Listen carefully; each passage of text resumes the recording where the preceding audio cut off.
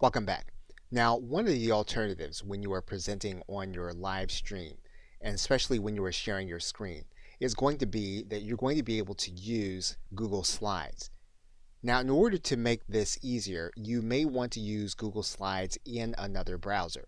So, for example, if you have a second type of browser installed on your personal computer, you can use it, or you may want to use another instance. But basically, you're going to use Google Slides. And what you're going to do is you're going to open up your presentation in Google Slides. And what you're going to do is you're going to present on the main screen from your slides. Now, before you start your presentation, what you're going to open is this bar for the Q&A.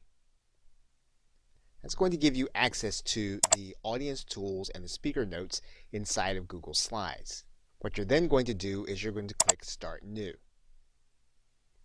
You will then be able to allow your audience to participate with you from this URL. So what you'll need to do is you'll need to copy this URL. You need to give it to those individuals that are going to be part of your audience. And then what you'll be able to do is to make their questions live on the broadcast. Now, if you choose to use the Q&A feature of Google Slides, this is the screen that they'll be using instead of the chat inside of YouTube. And for example, if they ask a question, they can write their question into you and they'll click Submit. Now, what you will have on your second monitor are your audience tools and your speaker notes, and you'll get the question from the individuals on your call. Now, what makes this unique is that you'll be able to present that question to everyone as you answer it. So what you would do is you would click this Present button.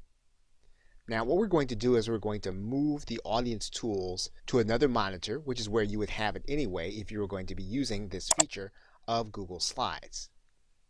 And basically, you'll see that this would be the screen that we would be presenting, and this would be the question that people are asking. So again, this is an alternative to being able to present questions and answers to your audience while you present on your YouTube live screen. Okay, so with that, thanks, and I will see you in another video.